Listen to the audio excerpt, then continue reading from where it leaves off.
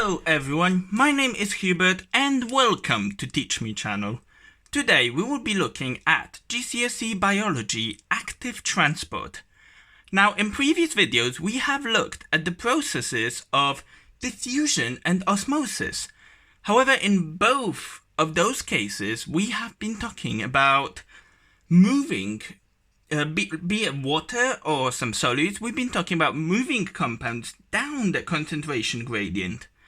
However, what do we need to do in a situation where we need to be working against the concentration gradient, where we need to move the molecules from an area of low concentration to area of high concentration?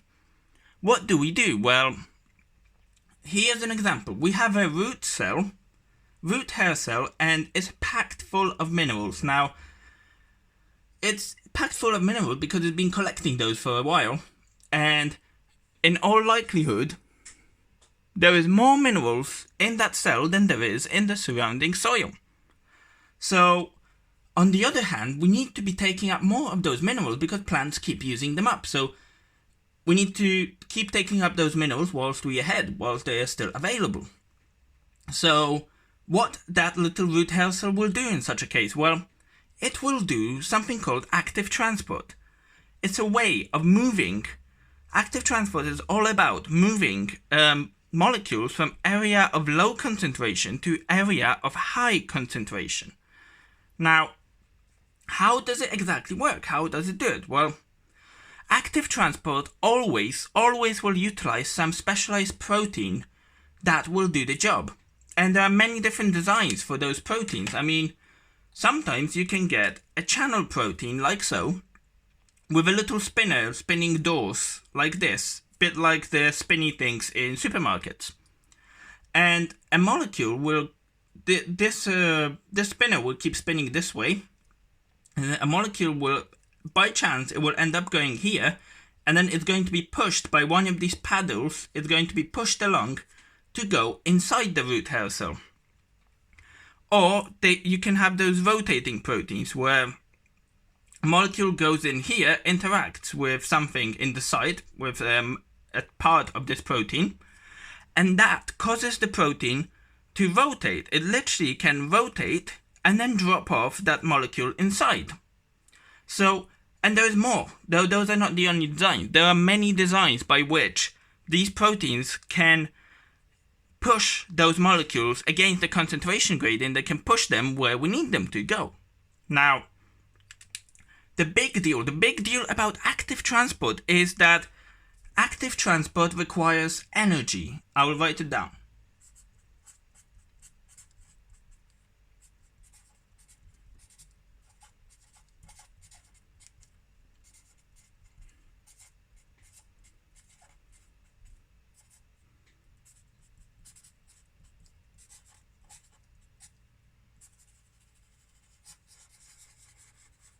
So active transport requires energy to work correctly. And that's very important. Now, active transport uses these proteins. So in order for those proteins to be able to work and push these molecules to the area from low concentration to high concentration, we need to spend some energy for them to be able to do this. And this is different to diffusion and osmosis, where the whole process actually doesn't require any energy in diffusion and osmosis. Actually, in some cases, the movement of molecules in diffusion is actually used to provide energy. One such case is respiration, which I will cover in a different video. But so diffusion and osmosis do not require energy, whereas active transport absolutely requires energy, and quite a lot of it sometimes. So that's a big deal here. That's very important. And the fact that we need those proteins. Now, this was an example in plants. So, how is active transport important in our own human bodies? How is active transport important? Well, I will take you through an example.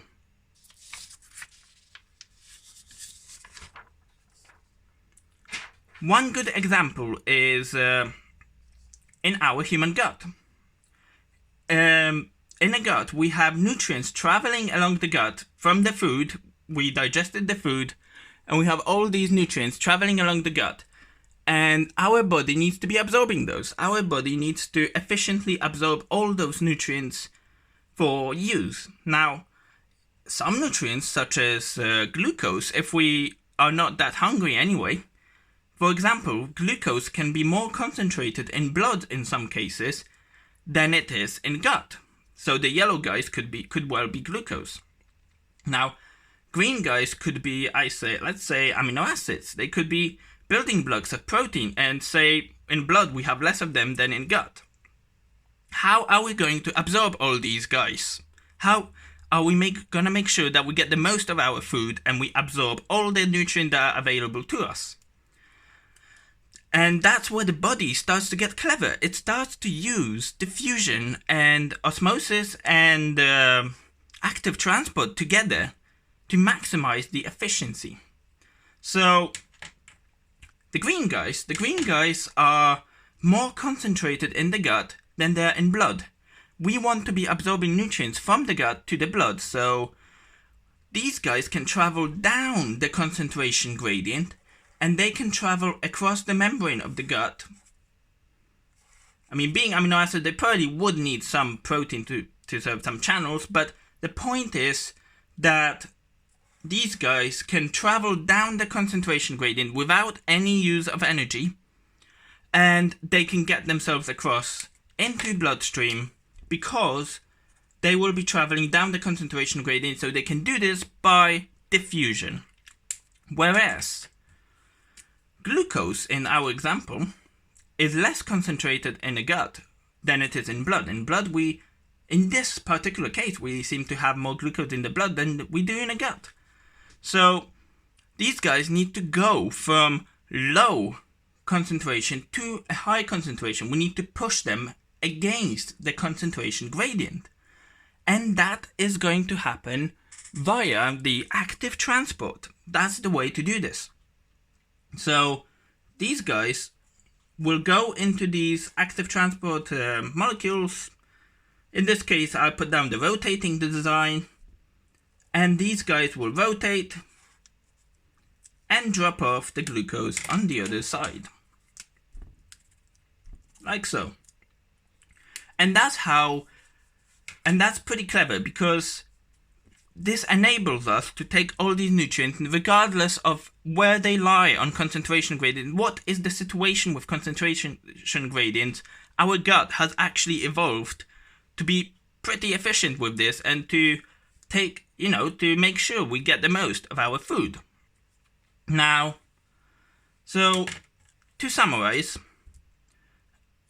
active transport is about moving from low concentration to high concentration. So like this. So uphill, that's the way to think about it. So we're going from low to high. So essentially, good way to think about it is that we are going uphill. And what do we need to do if we're going uphill? Well, we need to spend some energy. If you're on a bike and you want to go up the hill, like so. I'm not very good at drawing bikes, but here we go. My artistic impression of a bike. And if we want to go on a bike, if we want to go up the hill, we are going to need energy. And that's the sort of analogy that I use to remember that active transport goes from low to high, and it requires energy because we need to power those proteins that are going to do the job for us.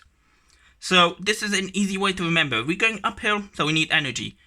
And if we're going downhill, like we are in diffusion and osmosis, we're going downhill. So if we're on a bike, you just do nothing and you just keep going. So you don't need energy.